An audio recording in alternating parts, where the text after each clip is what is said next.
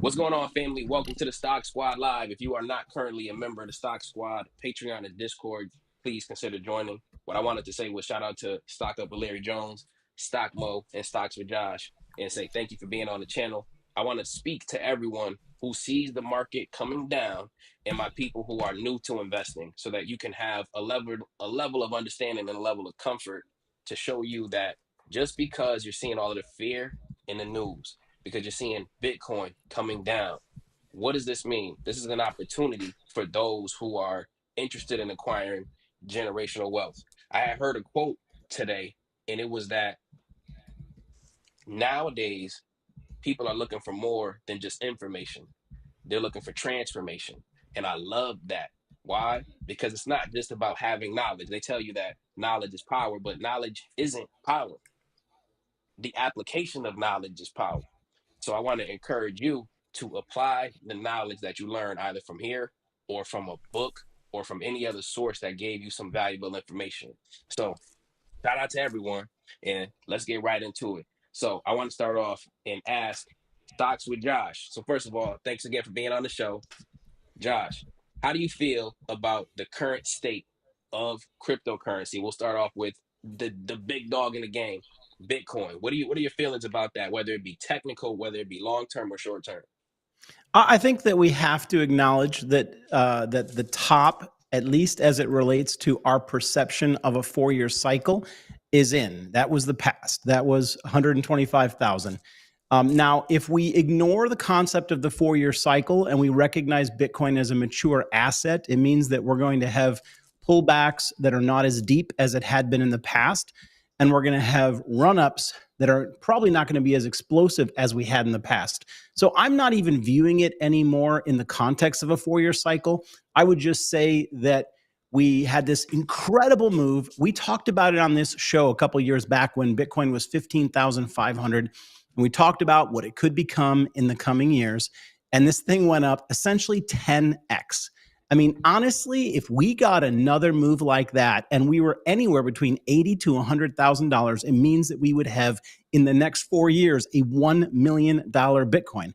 So I don't think anybody should feel any sense of, like disappointment. I mean, Bitcoin just absolutely did the most amazing thing in the last 4 years. And the thought that it could do it again, nothing changed in the fundamentals, nothing changed in the story, more adaption moving forward. And so if we do even half of that, and we have the opportunity to buy at any moment. Now, you guys have heard me, I'm gonna call it pulling a Keenan. I made a decision I wasn't gonna sell none of my Bitcoin, okay? I didn't care where it went. Now, I would hate to see it go back to like 30K. That would be devastating. But I'm only going to be buying from this point forward, because if it only does half of what it just did, we're talking about a $500,000 Bitcoin, maybe in the next 4 to 5 years. And I would challenge any of you guys to list an asset other than a quantum stock bought at the bottom that might produce something similar. It's a large cap asset that has done phenomenally well, beating a lot of the others. I heard something, and I wanted to see if I can get this quote just right, Keenan, where it talked about no asset in history has ever reached $2 trillion in market cap and then faded away from history or failed later. So it's, in a weird way, this is like a positive point of no return. It's gotten so big, it's not going away. No precedent like that has ever been set for an asset that essentially the world agreed upon its value, and it reached 2 trillion in market cap, and then it faded from that reality. So I'm all in on Bitcoin, and I think it had an incredible run. I think the fact that I made it very clear every time I came on one of these Stock Squad lives with everybody that 107, if we got a daily close, a weekly close, or a monthly close under 107, that the game was up for the time being, that we were going to have to go back and suffer a pivot low. Well, we got that.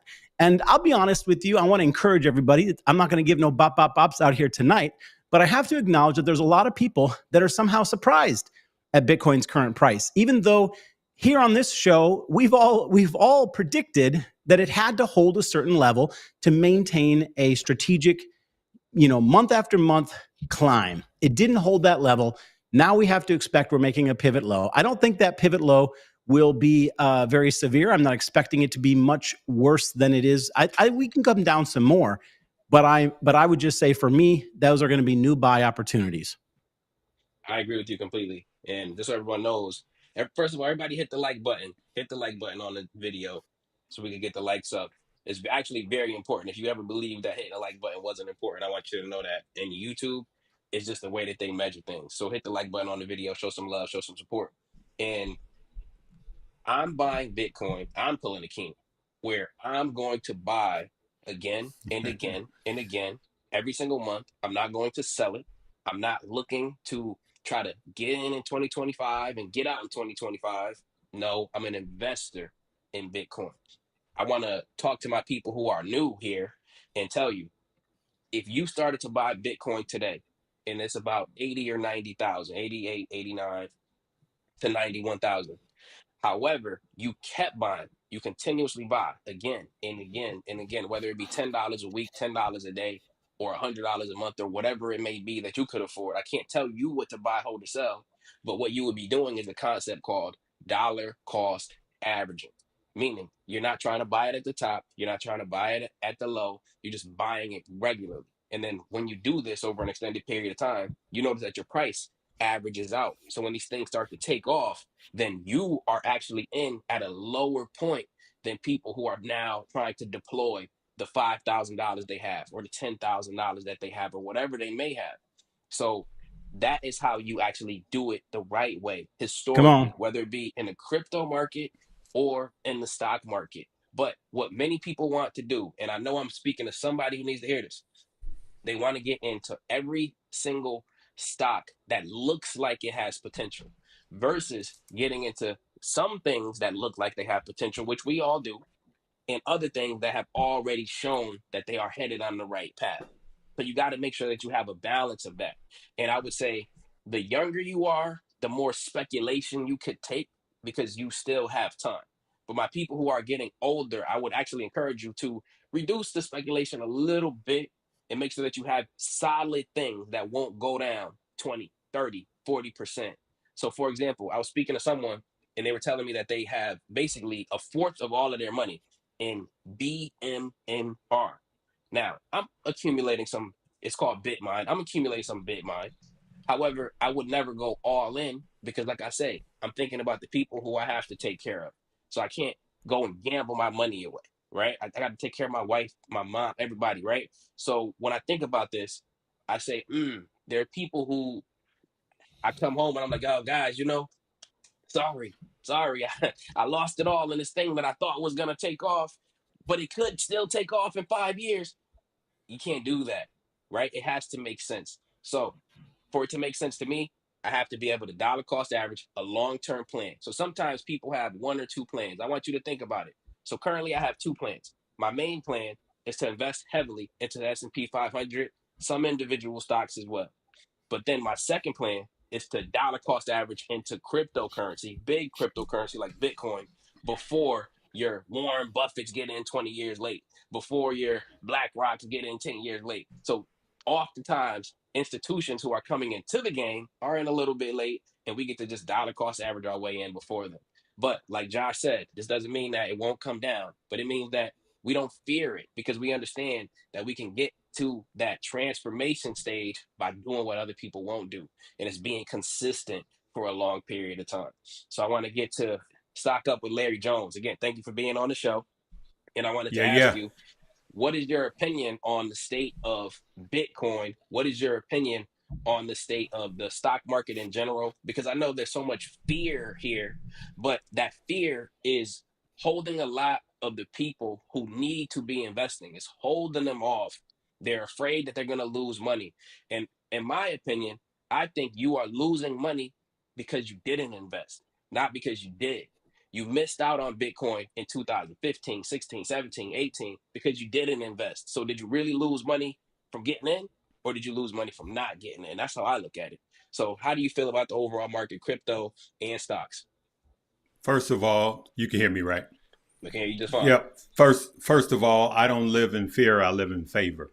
And I will tell you guys what's crazy right now. At the end of the year, You can rewind this video or just benchmark it. The crazy thing about crypto and the stock market right now is they still both could be at all-time highs by the end of this year. That, you know, it's more so the stock market, because anything is possible right now. The Fed says, "Hey, I'm doing 50 basis point cuts from here on out," which crypto thrives in low interest rates. And then the deal, you know, the tariff deals get worked out, and you know, everything could start turning around, right? But here's what I will tell you that I'm doing. Anything that any of us say is not a suggestion for you to buy, hold, or sell. I'm doing even better than dollar cost averaging. I'm value cost averaging. And uh, um, this is how I made money in 2021. And then I'm going to show you guys this. Let me show you guys this. Uh, Guys, remember just a few months ago, Josh Keenan Mo, when it came back down. All right, this was liberation right here. This was liberation. Remember before liberation, and it came all the way down. This is Bitcoin. It came all the way down to 76, and we were live. And I said, I'm buying at 76. Josh, you said you was buying at 76. Keenan and Mo, we all agreed we were buying here at 76. Remember that? Mm-hmm. Yep. And I'm on a daily. And then it kept and went back up. And then what? What happened after that? What happened after that was liberation. There we go, right there. Liberation, all the way back down. Well, if you look right now, with all things considered, if you look right now, we're still way off of the bottoms. And that was just a few months ago, to Josh's point. So we've had 30% pullbacks before. We've had 30% pullbacks before. So what's weighing it down? You got higher interest rates, which crypto is like a fish out of water. Lower interest rates, crypto thrives, right? The tariffs, believe it or not, is weighing down on it. I don't want to go into that. Here's the two bigger things that's happening. We have the liquidations that keep going on. We have the whales that are selling because they're risk off because of everything that's going on, including the government shutdown. And then you have the OGs that are just taking their money. Why? They're risk off. And you know what these OGs are going to do, Keenan? They're going to Yeah. get back in. They're not done. They're going to get back in. They don't have to. The OGs that got Bitcoin, that's got $10 million, $20 million worth of Bitcoin at 10,000 or $5,000 a share. They don't have to assume the risk. So I'm long term because I believe that by 2030, one Bitcoin will be over, I'll just say over $500,000. So where are you going to go to get that kind of return? Right. So, oh, you know, can I finish one thing? 30 seconds. Value cost averaging is buying more when we're down here, right? So here's where I really buy more, okay? And then what happens? I buy less in this range. So here I'm buying, right? And we're back down here again. So I'm going to buy.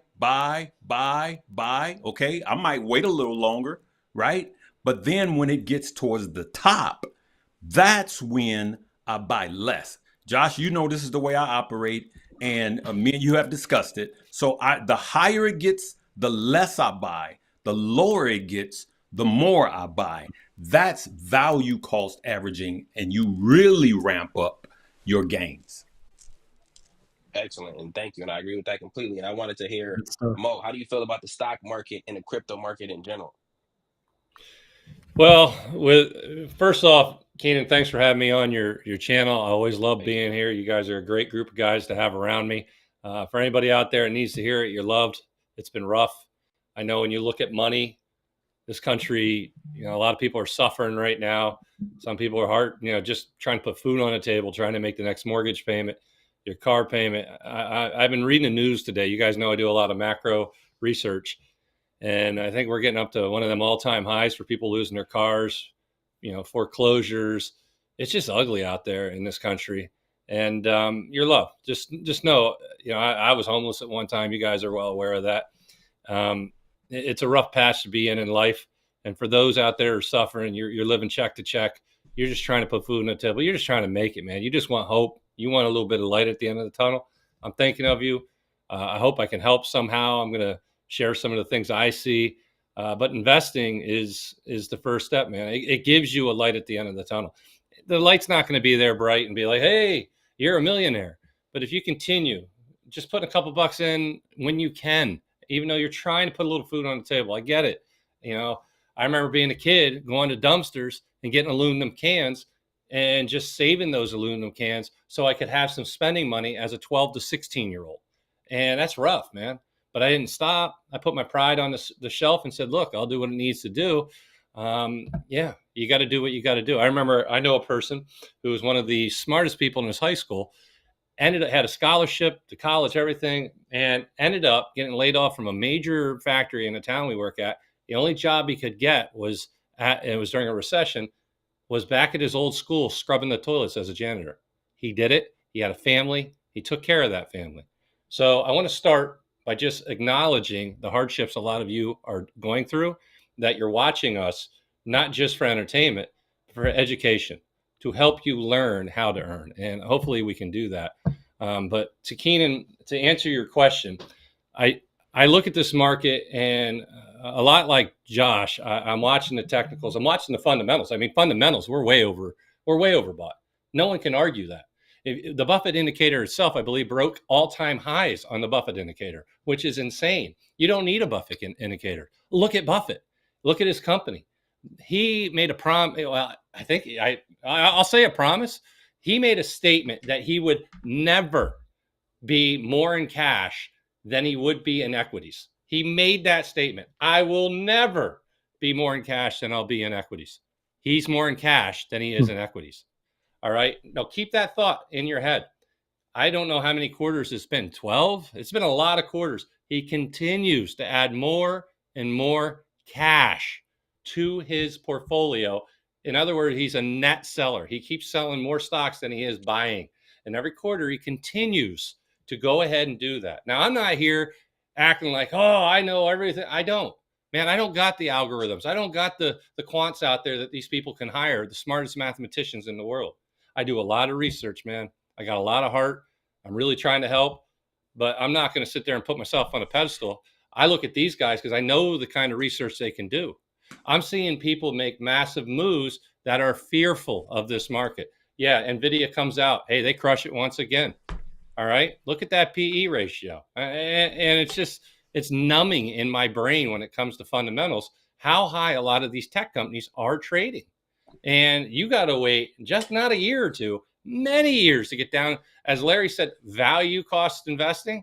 Value, anybody doesn't know what value is in fundamentals, is literally around that 15 PE or lower. Look at some of the PEs, 100, 200, like it's insane. And so I understand both sides of the equation. Hey, we're going to keep growing. Money's flowing. M2 is going up. But I would say to people, careful. Larry's correct. Find value. Find companies that are making money. Find opportunities. Warren Buffett went out and loaded the boat on Google. He bought a lot of Google stock. I'm not saying just blindly follow anybody. Do your own research. But the value for this whole AI thing, a lot of the quantum computing, everything else, put it in together.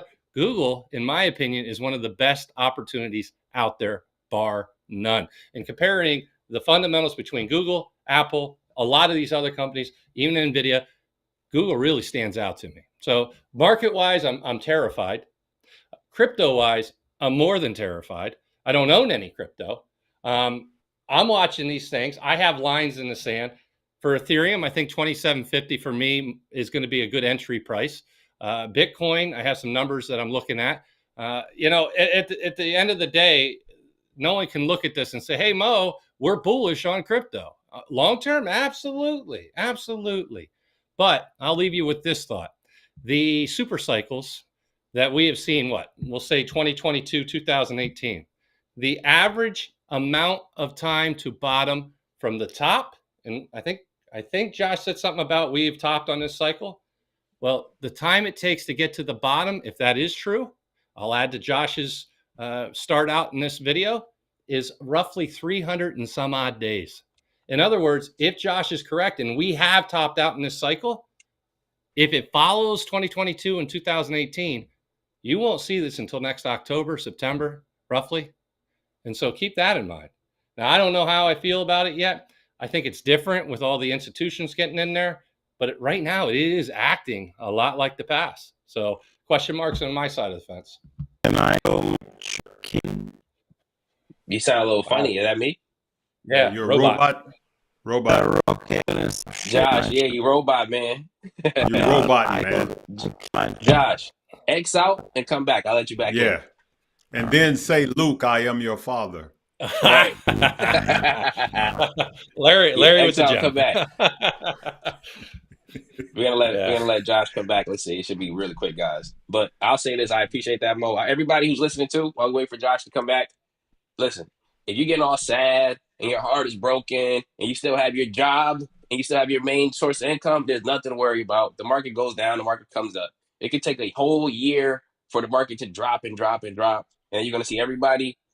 Everybody, oh man, the stock market was a scam. What happened to Nvidia? What happened to SPY? What happened to Bitcoin?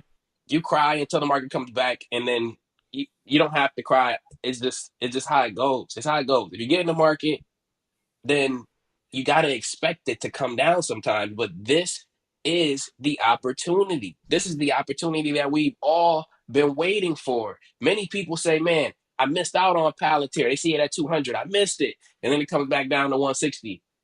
I thought you liked it at 200. Why did you see what I'm saying? These things come down. So many of you are in KGU and you already know what time it is. I had said things come down so that they could pick me up. They came down. I missed the wave on some things, but now they're coming back so that I could get in. If I missed out on Bitcoin and it ran at 100K, it's not at 100K anymore. That means, oh, it came back to pick me up. We said, Keenan, we thought we forgot you. We didn't forget. Now we're coming back down. So everybody hit the like again. We got like 2,000 people in the building. That's great. This is the information that the internet needs to be pushing so everybody can see it. Josh, let's see how you sound. Let's see if we got AI Josh in the building. All right, we're back. Here we Let's go. hit that like. Let's feed that like, guys. You're Thank you, loud. Keenan, Yeah. for putting on this show. It really creates an informal place for us to dialogue and share freely. I wanted to throw in one more thought on Bitcoin. I can't show my chart, but you guys can all picture it, okay? The MACD has got the blue line, which is the MACD line, and the orange line, which is the signal line. The orange line moves slower than the blue line. And when you look on a monthly chart over the course of a year, every cycle, now I don't know that we're in cycles, but we're still going to talk about it until they're proven broken, okay? But every cycle after it's hit a top, it eventually on the monthly time frame crosses the MACD line, the orange line, the blue line crosses the orange signal line. And that has always signaled the beginning of a long downturn, like Mo said, at least a year. Okay, we didn't bounce, we didn't come close to it and then curl back up. We crossed it. And part of being a technical guy is that when the charts reveal something to you, you can't take a blind eye to it. You can't say this time is different. You can excuse away some fundamentals, but the charts are right there in front of your face and you got to believe your eyes. So I can't, someone said in the comments that I was pumping Bitcoin. No, I am communicating that I have transitioned from a trader of Bitcoin, so someone who day trades and swing trades it, to an investor. Yes. And because I shifted in that way, now I'm excited about the price coming down. Now when I see red candles as an investor looking out 3, 5, and 10 years, I love all the red candles. Those are buying opportunities. So now we're on a different page. I'm not telling you to do anything, but we're on a different page because I am in the investor camp on Bitcoin. But I would say to Mo's point, right, and we don't know, can't predict, we can only follow the charts. Every single time that blue MACD line is crossed below the orange signal line on the monthly chart, it never reversed back over, not one time. Could it happen? I mean, sure, anything can happen. but let's just follow the charts instead of trying to command the charts what they should do next. This cross down was significant. It appears to me the next stop on the leg down would be 85K. I would expect a little bounce there. There could be some strategy to entering at 85. Maybe we run back to 90. Maybe we run back to 98. But the stair stepping down has begun, and we've got to believe that, and we've got to trade accordingly. We've got to, if you're going to short it, you have to short the rips, not buy the rips. Right. Bring everybody. Hey, Keenan. Let's bring up Larry. Bring it up. And Josh, go ahead, just talk about it. Bring me up, Keenan. Yeah, can you make that? I don't know bigger? if I can do it right. Let me give it a shot. All right. Yeah, so you're on the monthly chart, right? And Yep. Can you well, I'd love for you to go to the Yeah, so I got your MACD up.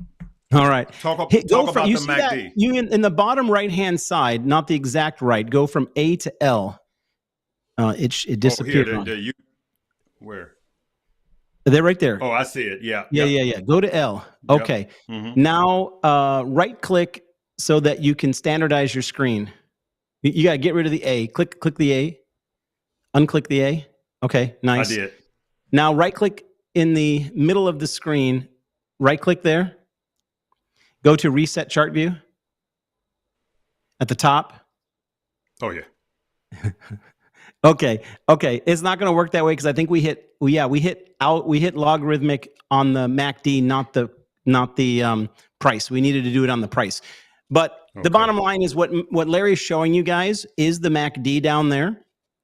And it's got two lines, and no, we can't see them perfectly clear, but the blue line is the MACD line, the orange line is the signal line, and whenever you've had a cross down, it's led to a good 6 to 9 months of the price slowly drifting down.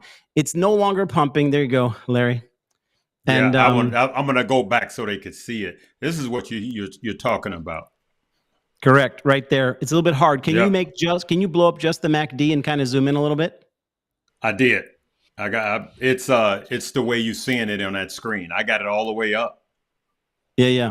Okay, I think that tells the story, guys. These big movements, they especially on a high time frame, they tell you what to expect on a high time frame.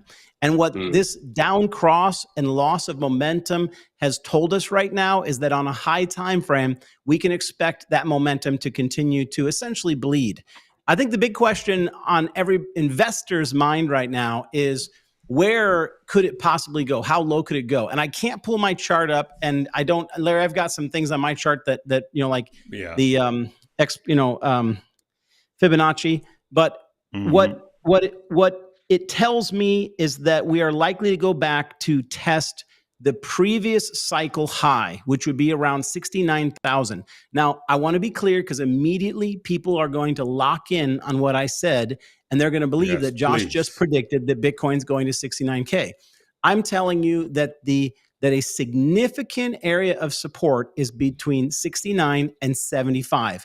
And if you want to know my exact trade plan, if we continue to trail off the way that the charts seem to be pointing to us doing, when we get to 75 in the future, right now we'd have to get to 85. We'd probably bounce, go back up for a while, and then over the course of a latter second and third quarter of 2026, we could fade in that range from 90 back to 75. But eventually, if this continues to progress down, that's when I'm going to activate the bigger buys. That's when I'm going to activate buying, a Bitcoin a quarter for the course of a year. That would be my strategy. So, I know that people get mad when you give these types of analysis, right? Because they feel like, you don't know, Josh. I don't know. I can only look at the charts. These signals were designed by people smarter than me. And if you look through the entire history of Bitcoin and the entire history of the MACD on the Bitcoin, anytime on a monthly time frame where we've had a cross during the middle of a new Bitcoin cycle, anytime we've crossed down on that line below the signal, that was the end of the top was in the rearview mirror. Now, did I successfully call the top this cycle? No. No. And I would love to take everybody into the chart and kind of analyze what conflicting ideas were there that sort of, kept me from believing that the top had been in. And I think there's a good explanation as to why a lot of people believed that the top might not have had been in. But when you take a step back and you look at the confluence of the price, the structure, the momentum, and the volume, at that point, you just have to acknowledge we're likely going to be trending down for some period of time. And the only way, and I'll just keep it simple. Let me present a I'm wrong scenario. If we get back above 107, we canceled the down move. If we close a candle back above 107, the down move's canceled. I'm going to come back and say the down move's canceled. Let's go time. But we have to do that before we can confirm that there's more to this move in 2025 or 2026. So somebody just sent me a message. I like this. This is Joe B. Shout out to you. I see you with your family in the picture. And I wanted to say, no more super chats. He just said to me, this is what I want to ask everybody, whether it be a big zero or whether it be $100. That's the range in which you would be able to send super chats if I had it on. How much money would you send in a super chat if they were on? I don't want your money. I don't want you to send me any money at all. I'm trying to help you out here. This is a free live stream for everybody to see. I want to know how much you would send, and then I want to tell you that I want you to consider to do one of two things with that money you would have sent me. Go and buy some VOO or some Bitcoin with what you would have donated to me. Instead, I want you to donate it to you, because the way that I see us is as a community. And the more financially free and more investments that you have into your own future, the better we will be as a community, all of us. So I want you to go and donate that to yourself, either in Bitcoin or either in VOO. You decide. You're the CEO of your own portfolio, whether it be a donut zero or whether it be $100. That's what you're going to do. That's your homework for this video. And I wanted to say this because I heard something that I thought was super valuable, and it was about value cost averaging. And I like the idea a lot. I think it's amazing. But I also want you guys to remember, have one plan, and maybe that's your main plan. But then what is your second channel that you're trying to take? Because people often want to get into penny stocks or stocks that have a lot of potential to the upside, which we all like, but you got to have a standard plan first. And maybe that's your value investing plan. But we always have to remember certain things like NVIDIA. If you look at NVIDIA in 2021, 2022, 2023, 4, technically NVIDIA has never been cheaper compared to their earnings than they are today. If you go and look at NVIDIA's PE back in 2022, 2021, they had like 100, 200 PE. And for those of you that know, modern tech stocks generally live in the 30, 25 to 30 And range of having a 25 to PE 30. today. Yep. But NVIDIA in 2022, when the stock was way cheaper, basically almost 10 times cheaper than it is, the PE was all the way up in the sky.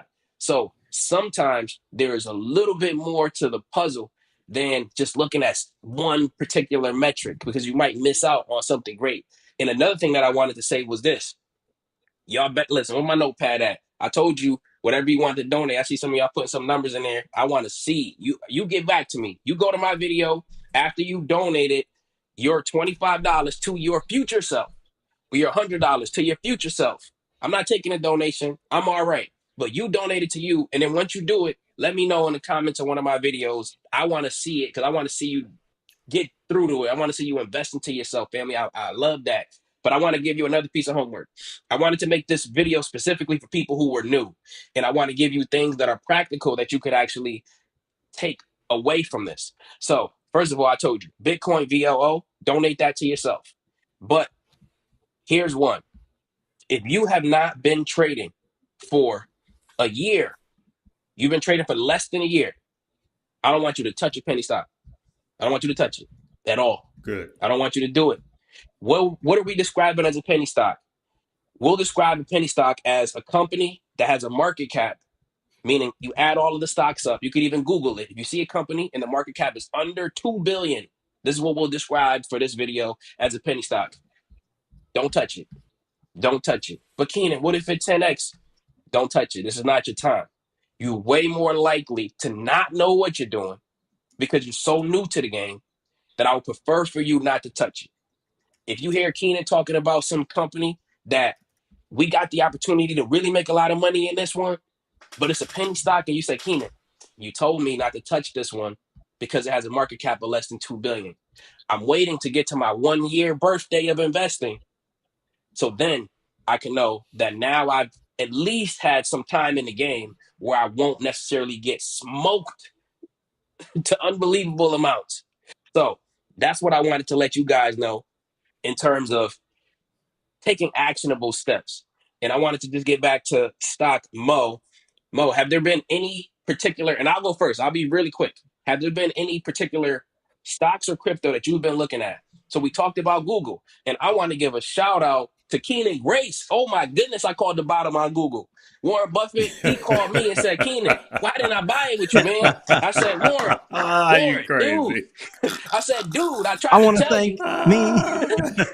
I I want to like to thank thank me me, for getting into first of Google at all. 140. Listen, family, some of y'all was there. Not everybody, but some of y'all was there. Google was having some issues about being a monopoly. I'm thinking, wait. I'm on this Google platform, YouTube. People are Google searching. They're coming out with an app called Gemini that's supposed to compete with Grok and Chat GPT. Family, they're going to get deemed a monopoly, but there are so many politicians that are already in Google. They're not going to let it fail. I hate to say it, Google's too big to fail. They're not going to let it fail. So then what happened? From 140 in like April to right now, it's like $300 almost. So again, I like to give a shout out to your boy, Keenan Grace. Shout out to Keenan Grace.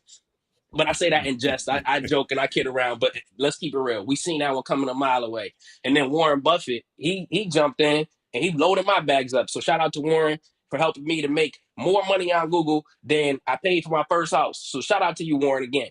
But with that being said, family, notice that was a Mag 7 stock, right? That was a Mag 7 stock. Why did I want to go and buy it?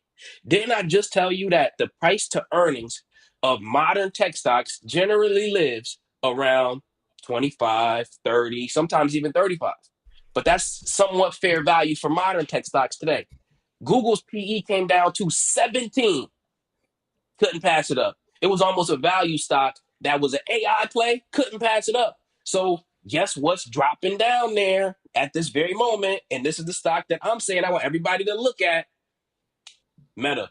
It's Meta. Meta isn't there yet, but they are coming down so sharply and so fast that this is the one that's going to be that rubber band that I can see. Is there a guarantee? Never going to be a guarantee. But their PE right now, their Excuse me. forward PE is like 19, if not even 23 in that range. It's somewhere around there. Meaning that if this thing keeps coming down to like the 400s, whoa, this is going to be one of the buys of a lifetime.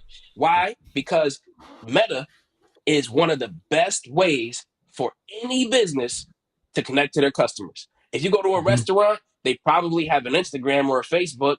Why? Because their customers are on there. When Kim Kardashian, who runs another business, is trying to sell you Skims, she's probably doing it on Instagram or Facebook or any type of app that's owned by Meta.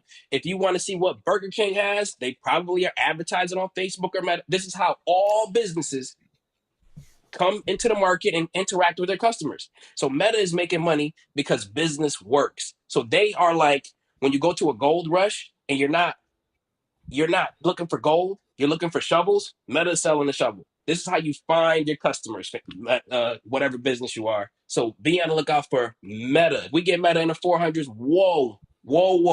So Stockmo, I wanted to ask you, what companies do you at least have your eye on, or crypto? Yeah, I got a couple.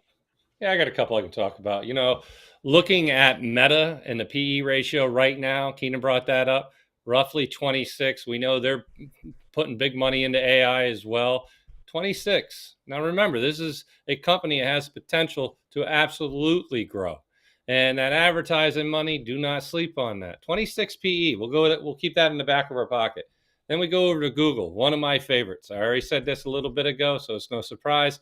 Value? Well, I don't know, but AI for a 29 PE currently, not bad. They have a chance to do some wonderful things moving forward, especially if they capture a good chunk of that AI money. And who knows about quantum computing? truly, Google has its finger on some of the biggest opportunities in the world. Now we go to NVIDIA. NVIDIA, they can't keep up with the orders, but their PE is in the 50s. And we're talking almost twice what we just talked about Meta, and a little under twice for Google. NVIDIA is big. I would ask you, which one has the better opportunity to double? The ones that are a little, the more closer to a fair value, or the monster in the house, which is NVIDIA. I'm not arguing. I said whoever won the AI race would be the biggest company in the world. Welcome to that championship spot, NVIDIA. You're doing great. But I think, that's the AI stuff we're talking about. You said, hey, Mo, you got any stocks you're watching that give us an opportunity that haven't gone up yet? And I got one for everyone to kind of consider.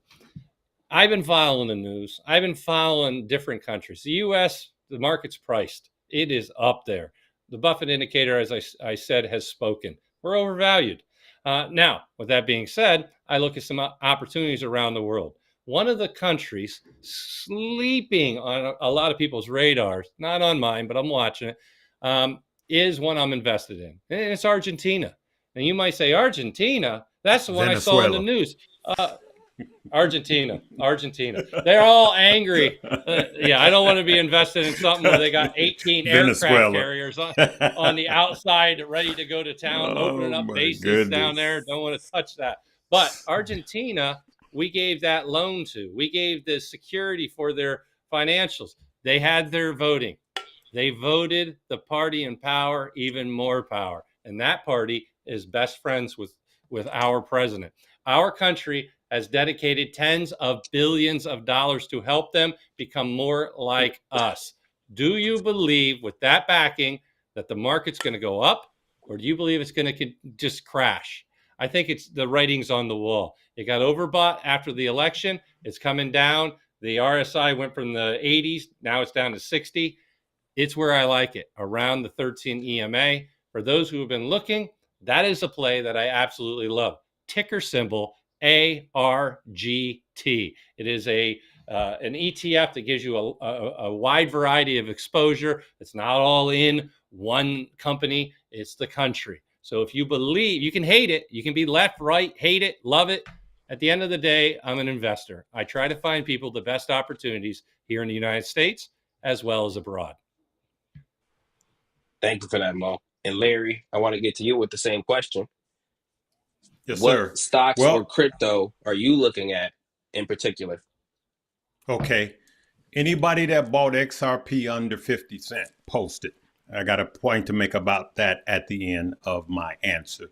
Google and Amazon. And I know you guys have already covered Google. Google was one of mine also too that we just been dollar cost averaging in. And I got some Google that I've had for many years. I'm a strong believer in Google with their AI and not just the large language models. It's just Google owns the platform we own right now. And YouTube makes a ton of revenue. You've been seeing the commercials about YouTube TV. Google is so big and so far reaching. And then the AI. But a lot of people think of Amazon as just trucks and packages. Amazon has its big toe into AI also. So here, I want you guys to see this. And this was to Keenan's point. The average PE ratio of big tech is between 30 and 35, right? And so all PEs are not created equal. Mo was correct when, and it's funny, you saw my video today, Mo. I talked about exactly that the average PE back in the good old days, pre-2020, was 15. And he's right. It was 15, right? But if you look at NVIDIA, the PE is 53, right? So I was comparing NVIDIA to something like a super micro computer. And you can see that its PE is almost half at 27%. Why? Why is that? And you can see if I was investing on earnings, I would have probably went with this because it's up 5.5% while this is up 5.2%. But here's the problem. When you go down and you see the financials, you will see that you see a sea of red. Revenue, net income, profit margins, down, down, down. You see revenue and net income decreasing quarter after quarter. But with NVIDIA, you see it increasing quarter over quarter. And look at the sea of green, okay? This is what you want to see on a balance sheet. This makes the difference. So what do I look at? I look at Amazon, right? I look at the PE, which is 31, which is right in line with 30 to 35. And this is Amazon. This is not some Joe Blow company, right? But then when you look at the balance sheet of Amazon, you see what? Green on revenue, green on operating expenses, net income, net profit, earnings, EBITDA, green, green, green. Okay. And so that's why I like companies like Amazon that really haven't done much. Look at that. Look at that. And what happens is it actually, a company as big as Amazon becomes a value company when the market is trending down. So that's what you look for when big companies that had high PEs and these PEs get chopped down. If I Google what was the PE 6 months ago, you'll see the PE is much higher than what it is now. So the PE is coming down and it's making it a more valuable company, and it becomes a value company. So that's why I'm looking at Amazon along with Google. And the reason why I asked is, has anyone bought XRP under 50 cents? Is just remember this 4 years from now. That's what I'm saying. Remember this 4 years from now, because if you value cost average, regardless of if we've seen the top or not, and I'm right there with you, Josh. You got right here at 85, and then there's another support at 68, right? And I mean, there's supports between there. I'm just on the weekly, okay? And this is Bitcoin. If I'm buying more down here, and I don't mean dumping big money, if I'm buying more right at down here at 85, even where we are now, if I'm buying in small amounts, and I know that I am not going to touch this for the next 5 years, so I'm going to go past 2030, then the lower I get it, the more I put into it at the lower price, the better I am. As a matter of fact, my mind starts to shift and I accept that we may have seen the top. Now I'm in a cycle where I hope it stays low longer, so I can go to work and make more money in dollar cost average in, right? You should be putting money into your broker accounts every single time you get paid. That's how you build wealth and cut something else out. I yield the floor. Yeah, correct. Josh, you are up, sir. Are you looking at any particular stocks or crypto that people should at least have their eye on? Shout out to us. We got over 1,000 likes, by the way, family. I've been hitting that like button. If you haven't done so, go ahead and do it. It actually does more than you would believe. That's just the way YouTube works. But Josh, floor is yours. Thank you. First of all, I really enjoy these shows, Keenan. Thank you for hosting them. I didn't play NVIDIA because I'm adequately exposed to NVIDIA, but I wanted to play the opportunity for it to be bullish, and I believed that it would be.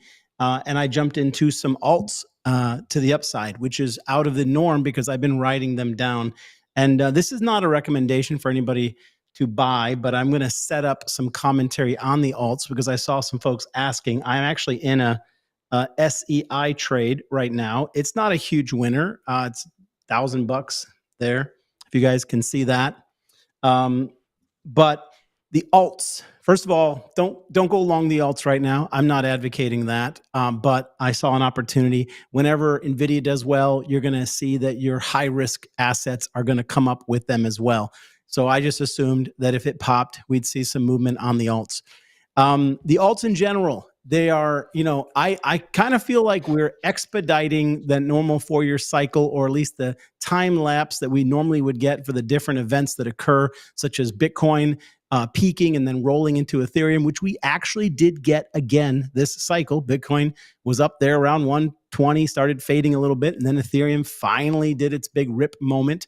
What we didn't get at any point in this cycle was Ethereum fading and flowing into Solana and the alts. That was the final one of the not the final stage. It used to be into the alts and then into the microcaps and then into the memes or the NFTs back in the day. This time it seemed to stop at Ethereum, unless this thing still has some legs in it, but I can't see that at the moment. But having said that, it is always, and I think Larry will appreciate this because him and I have been doing this and talking about it for a long time. It's never hurt and it's always paid off to buy any of the top 20 altcoins when they're 90% down. There's no guarantee that they won't go 95 or even 98 because I've seen it before. We saw that with Shiba Inu, right? But there are many right now that like say went down 95% when we had that crazy liquidation event. Okay. So the alts are down in that zone around 90%. And the last time we were in the winter and they got there, I started to do some small accumulation of just a little bit of money every Friday. I drop into a handful of them. And of course, we did go down a little bit more, but then we slowly started coming up out of it. And I can't tell you guys, I can only tell you every single time the alts have been down below 90% and I bought them, I have later sold them for more money. So as far as right now, is there anything that I love? Nothing that I love that I want to buy tomorrow. I like SoFi at $23. I like Lyft between $19 and $17.50. Poet is down in the gutter, but I don't think I'm going to buy any just yet. I'm kind of watching it. So there's plenty of stuff I like, but I made a comment a couple weeks back and I keep repeating it. In a downturn, you want to buy the dip, but you don't need to buy the first red candle. And at this point, I'm going to say you don't need to buy the first red candle on the weekly time frame and maybe not even on the monthly time frame. I love Alibaba, but I want it below $150. So I think Baba is a contender to companies like Google and Nvidia. And I think that that stock is going to be $210, $230. But when it slowed down and when it didn't close last month above 180, that was the signal that the up move had been paused and everybody had to wait for that 150 price that I gave them in that video. So there's lots of stuff I like, but very, very, almost none of it is at the price that I would like to get it at.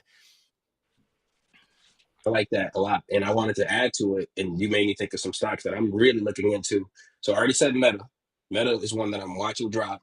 I want everybody to also notice that the market has somewhat popped back up a little bit, right? We're still overall in bearish territory, but understand how one company like Nvidia could really turn things around and keep the market kind of on stilts, really. So it's still on edge a little bit. But I want everybody to know you can't be afraid. This is why today in KGU, even I actually went in and got some NVIDIA call options. So shout out to everybody in KGU that saw that one. And we are looking to make money if NVIDIA opens up high like it is right now. You got to have courage. You have to have courage. It's important to have courage because it doesn't mean that you're not feeling any fear in your heart, right? You're human, right? Fear is often a sign of just slowing down, just precaution. But courage means you're looking beyond that fear and you're willing to take action anyway.